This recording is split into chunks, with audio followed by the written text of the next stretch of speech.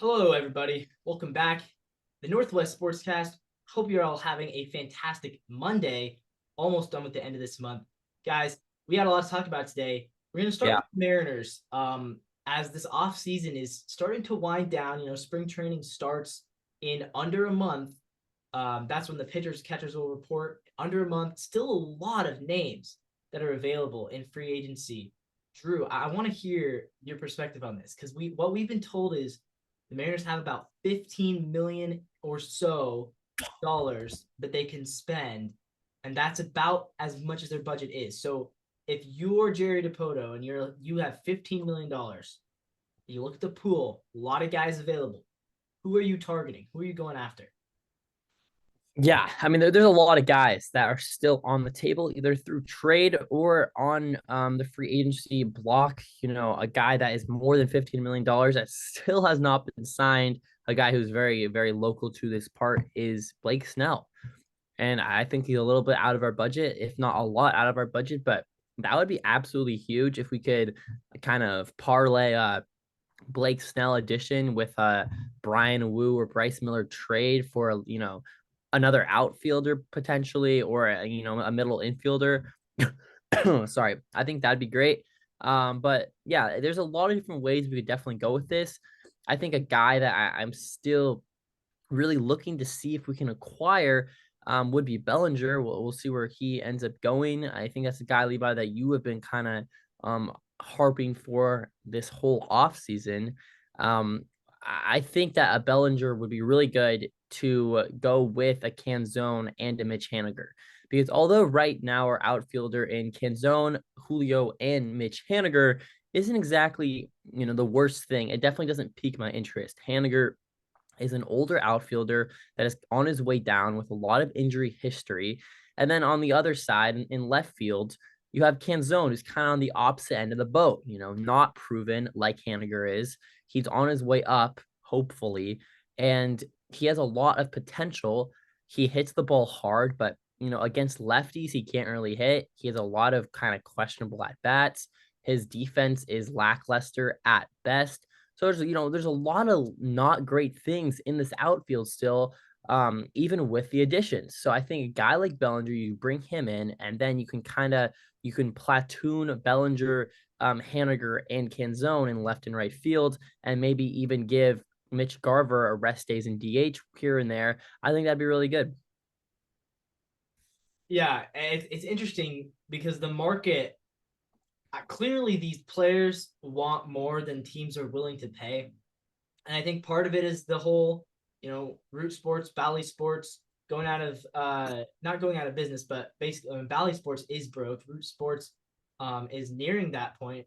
And so teams are not able to bank on that money coming from TV deals. And so now they're just not willing to spend like they have been. And so like Cody Bellinger wants $20 million a year. He's probably not going to get that. Like, I'm not sure when he's going to realize that he's not going to get that and just sign for less. Like Teoscar Hernandez, he wanted a multi-year contract for 20 million a year, and there was no single team that was willing to pay that, which is why he settled for 1 year for 23. That's what these players are going to have to do. Like Whit Merrifield, he wants 12 million. He's not getting 12 million. Yeah. Like Blake Snell, he wants 25 million a year. He's not going to get that. And eventually, these players are either going to have to realize that or what? You're just not going to have a job, and then you're going to get paid nothing. So I don't Yeah. know where the market's going to land, but Well, I mean, yeah, you're right. Eventually, these players are going to have to make a decision, and pitchers are going to report in, I think it's less than a month, Levi. These decisions are going to have to be made, and they're going to have to be made very, very soon. Blake Snell, even a guy like Matt Chapman, Bellinger, they're going to have to make a decision. I would love to get a Chapman. I would love to get a Blake Snell, a Bellinger at 25 million. That's not going to get it done. But if it goes down to 17, $18 million for one of those guys, I think that's right around your budget. And I know the number is somewhere around 15, but I think if you could scoop up a Blake Snell for $18 million a year, he wants to be here. I feel like you should do that. Am I wrong? I mean, you have Gilbert, Kirby, Castillo, and Snell. no, Drew, you are not wrong. There's a lot of people, Mariners fans, who would tell you that you are wrong, but you are not wrong. When you have an opportunity to add a player who has won multiple Cy Young awards, I'm sorry, you have to take it. I don't care that he walks a lot of batters. I don't care that he only pitches 5, 6 innings a game. He had won multiple Cy Young awards for a Yeah. reason. Like people act like Blake Snell is like some kind of average pitcher, and that we'd be overpaying to get him. He's not average. He won multiple Cy Young awards. Average pitchers don't do that. And the idea that fans are smarter than the awards voters, fans are smarter than the people who are actually covering the game of baseball and voting for this, not us, but the actual like MLB veteran reporters who Yeah. voted for him not once but twice for the Cy Young. And there's fans on the internet who will say he's overrated. Oh, he's just a bum. Oh, he got lucky. He's an overpay. No, I'm sorry. Those people are wrong. Blake Snell would obviously be a good fit on the Mariners. You're doubling down on your strengths with his pitching, and what's the worst case scenario? You sign Blake Snell. Oh, okay. He's like what? Your third best starter? Okay, sign me up. Like, Yeah. No, I don't literally. like Drew. Do you think like what's the worst case scenario that could happen? Well, oh, Brian Wu has to move to the bullpen for a little bit. Okay, you upgrade the bullpen too. That's great. Like, Worst case scenario is Blake Snell gets injured, but I mean, you could say that about where we are right now. Our worst case scenario right now is that, George Kirby gets injured for the first time in his career. And then where do you go for your fifth starter? yeah, exactly. So, Or Castillo. If Castillo gets yeah. injured, then massive, massive. And this is a really good move as far as getting better, but it also helps you with a little bit of insurance, and then you have six, like I think borderline, like that is the best starting pitching rotation in baseball, undoubtedly.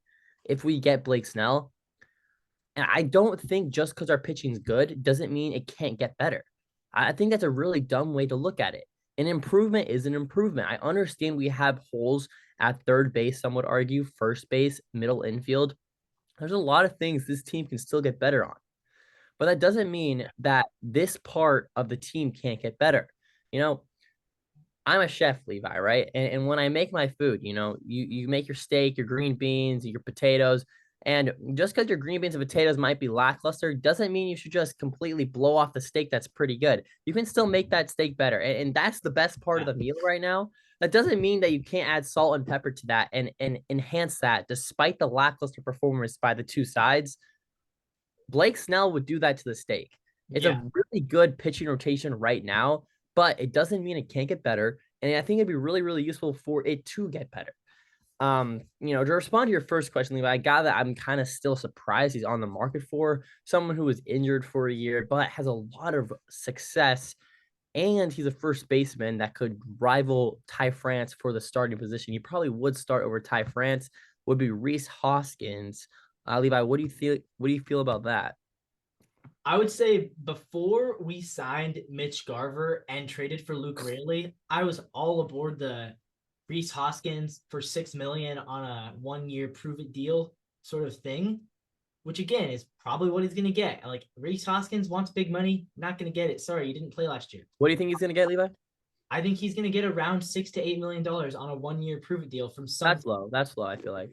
maybe he pushes 10, but with now that we have Garver kind of as your full-time DH, and now that you have Luke Raley, who's also going to play some first base, now I'm kind of like, I don't see how are they all going to get their at bats as first I know, baseman. but I feel like Hoskins is better than Rayleigh. No. Hoskins, I think in his prime, he was better than Raley. Yeah. But then like, again, the question is like, so you're going to carry now all of a sudden France becomes a liability to your roster because carrying a backup first baseman who also like can't play any other positions, Yeah. that's like a big roster spot that you're kind of Yeah. almost wasting. I Now, know. if we wanted to trade France, but I think the time has passed to trade France. I don't know. Maybe there's still a team out there that would be interested. So, Levi, I'm gonna lift off. What do you think our biggest weakness is right now? The biggest hole we need to fill. I think it's probably second base. I What do would you? I would say third base, but I would say this. I think we have the depth between Dylan Moore, Sam Haggerty, and a couple guys in the minors, Ryan Bliss, who I think is going to make an impact on the team this year. I think we have the depth to overcome if Luis Urias struggles, like I think there's a pretty good chance that he might struggle. And if that happens, I think we have the depth. So I wouldn't say we need a third baseman. I would say our Yeah. biggest weakness overall is that I still think this lineup is a Julio Rodriguez injury away from being one of the worst lineups in baseball. I don't see, because I think with Julio in the lineup, that makes JP a little bit better. That makes Cal a little bit better. It makes Mitch Garver a little bit better because they're gonna, now the pitchers are saving their best stuff for Julio. If you take Julio away, I'm worried that, without him the lineup will fall apart. And so I think that with this $15 million, the best way to spend it, put it all into one player, an offensive player who can really kind of be your number 2B, because you have Julio as your number one, and then I guess JP is your number two. So I think Yeah. we need to add another number two to this lineup to keep that from happening. Yeah. So Levi, I have a list of all of the free agents that are still on the board. I can start with third if you think that's where we should head. Yeah, start with third. I personally think it should be second. Either way, be good to upgrade. So this is based off of WAR. So 7.6 wins above replacement still on the market is Matt Chapman, and he's probably going to go for upwards of $20 million, maybe maybe less than that, but somewhere around the 17 to 25. That's what I would think. Would you look into Chapman, Levi? Depending on his market, I would look into Chapman. Yeah, I think you'd be a fool not to. Yeah. Chapman's a guy that has shown a lot of, just ability to hit the baseball really, really hard, which is something that now all of a sudden your team is a lot of contact and not a lot of power. Where last year was kind of the opposite. So I think Matt Chapman would be a good turn. A guy that's a lot older, 39 years old. It's JT, Justin Turner. He's at 3.6 wins above replacement. I think it's a little bit too old for me. He's on the decline. I would bet that he has a huge down year again this year. So I'd stay away from Justin Turner. Yeah, I agree. I mean, he had a good season with the Red Sox last year. He also did not play third base for more than like 20 games. Yeah. They had Devers playing third. So Justin Turner was basically a first base slash DH for them. And he did hit Yeah. pretty well. But A, he's 39, and B, I don't trust his ability to play solid defense at third anymore. So yeah, Yeah. I wouldn't go there. I'm just gonna list through the next few guys because the list starts to get pretty bare very quickly. You got Gio Urshela, Josh Donaldson, Evan Longoria, Eduardo Escobar, and then you got a few guys that are kind of on the lower ends of things in Brian Anderson, Gene Segura, Matt Duffy, etc. I Does mean, those guys your I would interest? say if you wanna sign for like $4 million, maybe take a swing at Gio Urshela. I don't think he's a starter, but he could compete with Urias for that third base job. He could add to the depth. Or maybe offer a minor league invitation to a guy like Gene Segura, Brian Anderson. Just see. I mean, the thing about minor league invitations is you can never really give out too many of them, because the worst case scenario is they don't play well in spring training, you cut them, and then that's fine. Or the best case scenario is they do play well, you put them on the Rainiers, and they agree to go to the Rainiers because that's the only option left for them. And then when a guy gets hurt, they come up and they, do what Mike Ford did, or do what, plenty of guys come up from AAA and Yeah. rake in the second half of the season. That happens every year. So Yeah, I agree. A problem with a lot of those guys is they're all in their mid 30s. yeah, Other than maybe a Brian Anderson, who is currently 30 years of age. But even him, I'm looking at his Savant page right now, is he had not a great really bad stuff. season last year. Yeah, it hit 226. He had a few really good seasons to start his career in 2017 through 2019, and then hasn't really caught that lightning in a bottle since then. You could take a crack at him for a few $1 million maybe, but I think third base, I would look at Chapman. Yeah, I Chapman's feel the like guy there. that's feel like that's a clear first pick, but he's going to cost you a lot more. Who are the Up, second basemen on the market?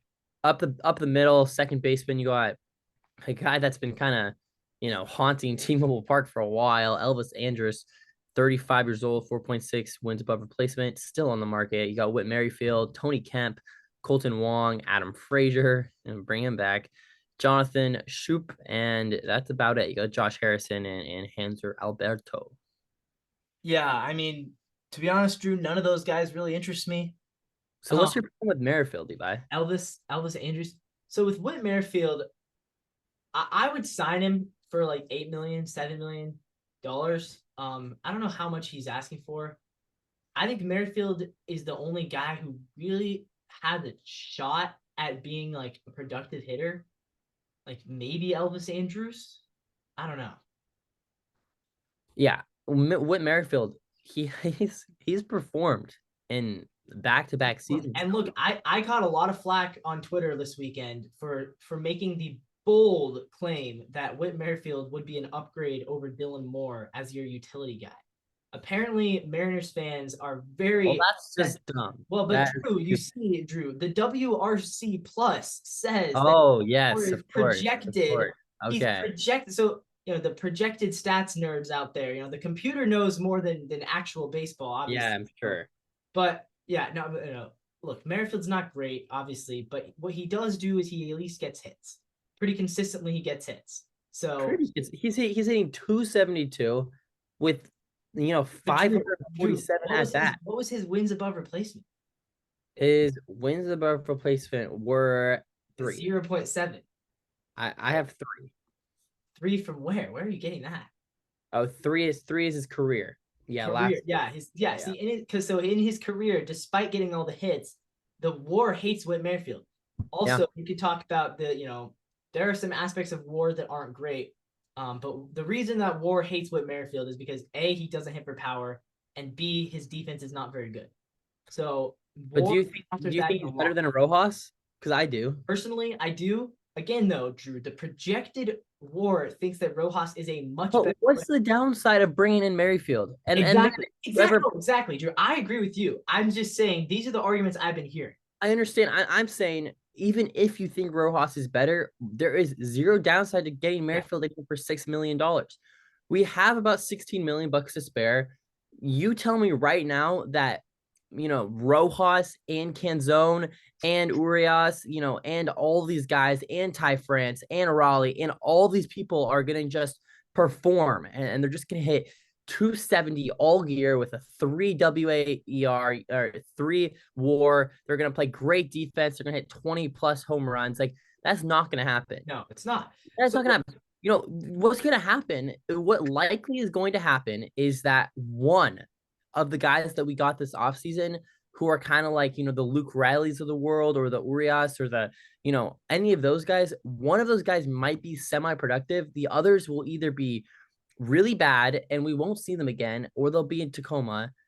And then a guy like Rojas and Canzone, I doubt that both those guys are productive this year. Do like what are the odds? What are the odds there are like you know what I'm trying to say? So no, if Merrifield I gets feel you. Between Rojas, Urias, Canzone, Mitch Haniger, Luke Rayleigh, out of those five guys, I would say there's a decent chance that two of them will be good, one will be average, and two will be bad. That's kind of the law of averages in baseball, right? Not every single player you acquire is going to reach his projected totals. Like players underperform and players also overperform. and you've seen that the last 2 years with our second basemen we've gotten. Wong was meant to be good. The projections loved Colton Wong last year, and Everything pointed to Colton Wong hitting 280 with, great defense and second base. And then the same thing with Adam Frazier. And both yeah, those things did not happen. So why would you put all your eggs in one basket when you can put them in multiple and then hope one of those guys does well? I don't exactly. know if Merrifield is going to be great, but if Merrifield goes to another team and he hits 270 again with solid defense, And I meanwhile, Rojas is hitting 220, like and that's an improvement to yeah, me. So and even if Merrifield does bad, but then Roas does great, then fine. You had your insurance blanket. Merrifield played some in the early part of the season and now he's on the bench. I just feel like it's not that much of a game changer to me where it's like, oh, well, we have Dylan Moore and we have Rojas. Like, yeah, who cares? Like, exactly. get in Merrifield. Like, I haven't even got into the shortstops where you could probably swing them at Yeah. second base. Like you have Ahmed Rosario, you have I Brandon think, Crawford, and I really like Ahmed Rosario. I've said this before on this podcast. you have, yeah, Ahmed Rosario, 28 years old. He's on the younger side of things. He's, a career 2.9 WAR. I mean, this is a guy that you put him in our team, and he's probably hitting top six, in the lineup right now. He's better than Rojas. He's better than Dylan Moore. He's better than Urias. There's a chance he's better than Crawford this year, Levi. But Drew, his OPS plus was only 89 last year. He's below average. Wait, no way. Yeah, that's Well, the stats. let's look at JP Crawford's OPS out of everything but this last year. How about that? Okay. Because like oh my god, there's just I can't stand some Mariner fans. Like my biggest pet peeve, Levi, is the Mariner fans that think that everything will go right. And then when things go wrong, then they're surprised. But no, that is not how you should be looking at this team right now. You should be looking at this team with the expectation that things will go wrong. There will be an injury to one of our top, 5 players. It will happen. It happens every year to almost every team. By the way, you know who gets injured every single year? Who? Dylan Moore. Every year. Yeah. So why can't Merrifield be the Dylan Moore of this next year? Like, exactly. Ahmed Rosario, the stats weren't amazing from last year. They weren't terrible. He had 265 with Cleveland and then 256 with LA. But that's still an improvement from a lot of our average guys. is a stat that only people care about from 1950. You must be just as an old grandpa if you think batting average is really a good stat. Yeah, 675 OPS with a 709 OPS in Dodgers, 88 and 89 OPS plus. I mean, these stats aren't amazing. He only had 6 home runs last year. But again, I just don't see the downside. I don't know. I could be completely wrong, but here's the other argument that I've heard, and I want to hear your take on this because I think this argument is a bad argument. But what I've heard from some people when I would say, so okay, so you say you don't want to sign Whit Merrifield, you don't want to sign anybody. So what would you do with those $15 million? Are you going to hoard the money? And what the people have told me is that they would rather wait to spend until the middle of the season when somebody gets hurt or somebody is struggling, and then we can use the money to trade for a player that another team doesn't want to pay. And so then we can essentially take on a salary dump. That way we wouldn't have to trade prospects. We could take on a salary dump. Personally, I think that's absurd. You'd rather not pay a free agent now. You'd rather wait till the middle of the season and then take the salary dump. You're just going to take take a player that another team doesn't want. Yeah. Okay, correct me if I'm wrong, Levi, but I believe there are 2 halves to an MLB season, and if you only have the guy for half of the season, then that guy becomes half as productive for your team. Because although the playoffs are in the second half of the year, I'm pretty sure the first half. Wait, I could be missing something. Clear up if I'm wrong, but I think that when you make the playoffs, a game in April counts for the same amount as a game in September, but I could be wrong. Yeah, Drew. That is accurate. Wait, correct me again. How many games behind were we last year of missing the playoffs? We were 1 game. 1. Okay, great. So now we got these cleared up. So we're 1 game short of the playoffs. So any game in April, May, June, any game in April, May, or June, we win, we are now in the playoffs. And you're going to come to me and say we should get a guy halfway through the season. I say you're crazy. I think the first priority is making the playoffs. I don't think it's time to like worry about like, oh, well, let's just get the best, the best playoff, roster possible. Like, no, let's get into the playoffs first. I think it's absurd. But then again, Drew, there's the other argument that says if the Mariners had Jose Caballero the whole season instead of paying La Stella $4 million to play for a month, maybe the difference of La Stella and Caballero in April wins us 1 more game, and then we were in the playoffs. So then it's like, well, if Whit Merrifield is this year's Tommy La Stella, which personally I don't think he would be because I think Tommy LaStella hadn't been good for 4 years. Whit Merrifield was an all-star last year, so there's a big difference there. So who is this year's Caballero? Brian Bliss, Yeah, I I think think. it's obvious. But Yeah. and then but again, you say that it's like Cable, the same fans would probably rather have Haggerty than Ryan Bliss on the opening day roster anyways. So Haggerty, who has never had a good stretch of more than like 50 at bats, but yet we treat him like he's like this amazing player. Yeah, and a Haggerty or a Marlowe or those types of guys, Not moving the needle. they can step in for a couple of weeks and they can Exactly. surprise some MLB teams and they can hit really well, but they're not your long-term solutions. And a As guy like Ahmed soon as they Rosario get or Merrifield, exposed they to could. pitching, So I as soon think as they get exposed to pitching, that's all I have to say on this matter, Levi. I think our $15 million should either go to a big bat in Matt Chapman or a pitcher in Blake Snell. I think you'd be crazy to not get one of those guys yeah. if you could sign him for under $20 million. Bottom line, aim for those guys, and if you miss out on those guys, spend it on 2 or 3 Yes, players yeah, who can at least compete for a job. yes. A guy like Rosario or Merrifield or any of the names we've Any of the listed, those are the types of guys that in mid-August when you have multiple injuries and you know, somehow Rojas has played 24 games straight. Those are the guys that you really wish you had. yeah, And you can eliminate those problems by getting guys right now.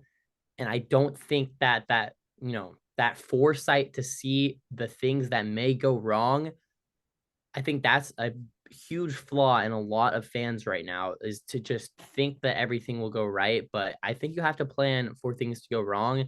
And I think it's time for you know, I think it's time for the GM, to step up. I know we're not getting much money here, but hey, we got $16 million. Let's use it. exactly. I mean, the bottom line is right now we're about the fifth or sixth best team in the AL, and that means we're a borderline. I think we would be in the playoffs in maybe like 60% of scenarios, but for that other 40%, you want to give yourself as much cushion as you can. Yeah, especially when these big free agents are still on the board, because you could turn from this. You could be the fifth or sixth best team in the AL right now, and tomorrow you could be the eighth best team in the AL, and that's the huge difference. So, yeah, Yeah. All right, Drew. I want to touch on the Seahawks really quick. Um, news. we'll We'll see see. for sure. So, thanks for watching, guys. This is the NW Sportscast. If you made it all the way to the end of the video, please like, comment, and subscribe. Really, really does help out the channel a lot. We appreciate it.